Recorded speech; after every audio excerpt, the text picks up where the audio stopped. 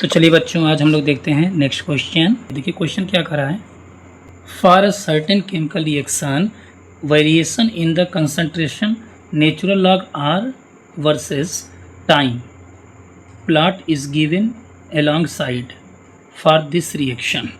यानी यहाँ पर बेटा कुछ टर्म कंडीशन दिया हुआ है और ग्राफ प्लॉट किया है किसके बिटवीन। देखिए नेचुरल लॉग आर और टाइम के बिटवीन ग्राफ प्लॉट किया है, ठीक है ना। तो यहाँ पर कुछ क्वेश्चन पूछे गए हैं जिनको बेटा बताना है इसकी हेल्प से। कह रहा है what is the order of reaction.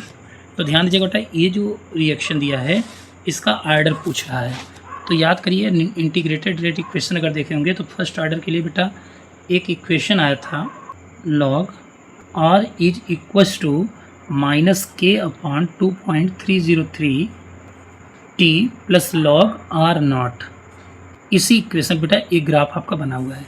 ये चला जाएगा y equal to linear equation mx plus c, ठीक है ना, mx प्लस सी।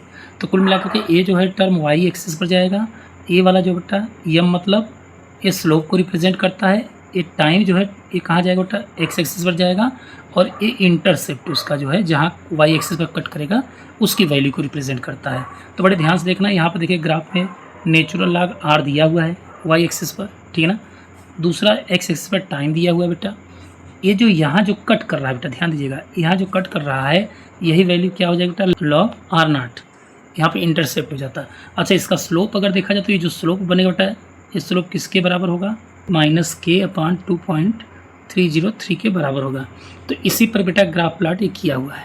तो देखिए पहला क्वेश्चन क्या कर रहा है कि what is the order of the reaction. तो बेटा ये जो इंटीग्रेटेड इक्वेशन है किसके लिए आता है, फर्स्ट ऑर्डर के लिए आता है। किसके लिए, फर्स्ट ऑर्डर के लिए आता है।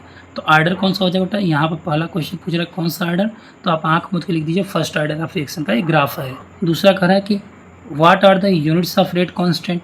तो बेटा याद करिए रेट कांस्टेंट यानी फर्स्ट ऑर्डर रिएक्शन है तो रेट कांस्टेंट की यूनिट क्या हो जाती है बेटा, टाइम इनवर्स या यहाँ पर लिख सकते हैं सेकेंड इनवर्स। तो ये हो जाएगा बेटा दूसरा।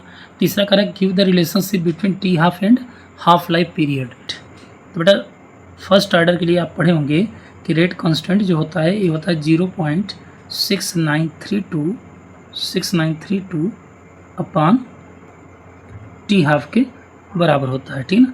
चौथा क्या पूछ रहा है बेटा, what is the slope of curve. What is the slope of curve. तो अभी मैंने स्लोप बताया था, देखे थे आप।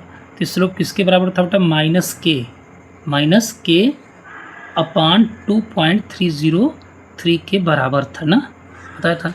तो क्या लिख देंगे, -k भी लिख सकते हैं या -k अपॉन 2.303 के बराबर स्लोप हो जाएगा बेटा। चौथा ये पूछा है।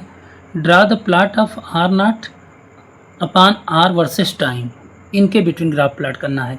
तो देखिए जब log R naught by R कह रहा है बेटा तो इसका ग्राफ प्लॉट देखिए क्या हो जाएगा, लॉग इक्वेशन बनता है log R naught by R, ठीक है ना।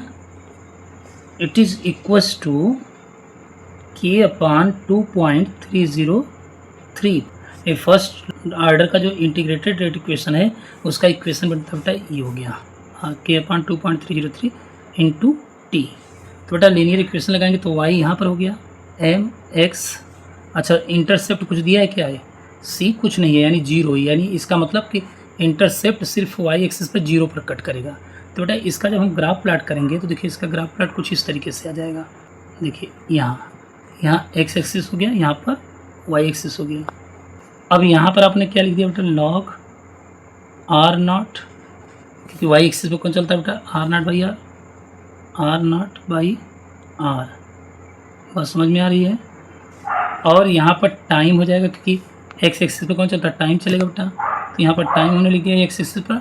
और इसका जो स्लोप m जो होगा, m की वैल्यू किसके बराबर हो जाएगी बेटा, ये स्लोप चलेगा इंटरसेप्ट 0 से कट करते हुए। तो इसकी वैल्यू आ जाएगी स्लोप की k अपॉन 2.303 के बराबर स्लोप हो जाएगा, ठीक है ना, स्लोप हो जाएगा। और यहाँ पे इंटरसेप्ट कुछ नहीं है तो यही ग्राफ प्लॉट करने पर आ जाएगा बेटा। Okay, thank you.